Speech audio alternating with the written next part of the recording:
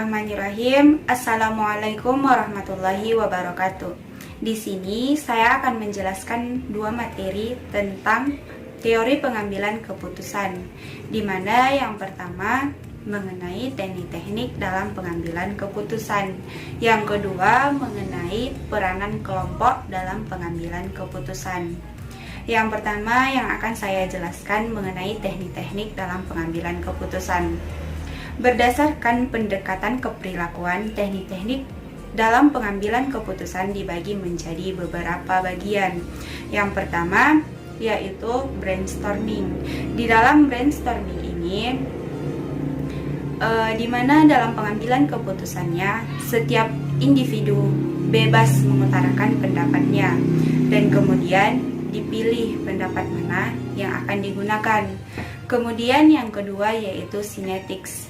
Di dalam kinetics ini, di mana setiap orang bebas mengutarakan pendapatnya sekreatif mungkin, dan kemudian pemimpin ataupun pimpinan memilih keputusan mana yang akan digunakan dan keputusan mana yang paling tepat. Yang ketiga yaitu consensus thinking, di mana dalam pengambilan keputusannya setiap orang yang terlibat di dalamnya harus sepakat maupun setuju dengan hakikat, batasan, dan dampak suatu situasi problematika yang akan dihadapi. Yang keempat yaitu Delphi.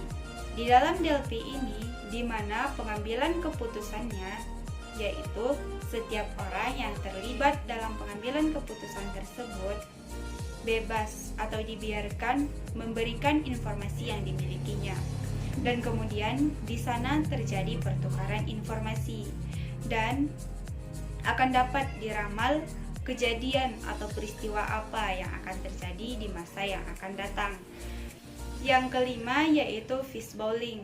Di dalam fishbowling ini, di mana pengambilan keputusan dilakukan oleh sekelompok orang yang duduk dalam bentuk lingkaran, di mana di tengah lingkaran tersebut hanyalah orang yang boleh berbicara untuk mengutarakan pendapatnya maupun ide gagasannya, dan kemudian para anggota lainnya hanya boleh mengajukan pertanyaan, pandangan, maupun pendapat dan idenya.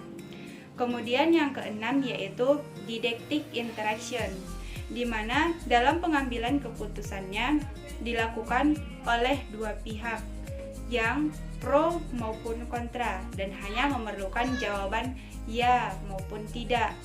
Dan ide yang dikemukakan harus dicatat dengan jelas dan teliti.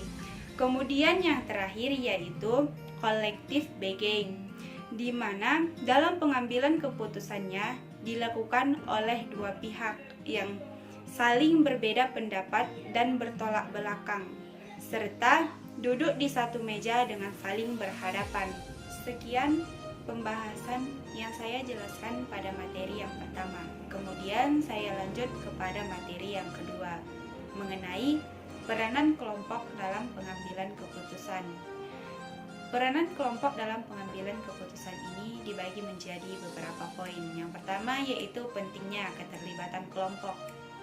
Di dalam suatu organisasi maupun perusahaan, kelompok ini sangatlah penting karena dalam mengambil keputusan tidak mungkin seorang pimpinan saja yang memutuskan suatu masalah. Di dalam perusahaan itu sangatlah membutuhkan kelompok. Yang kedua yaitu perlu atau tidaknya keterlibatan kelompok.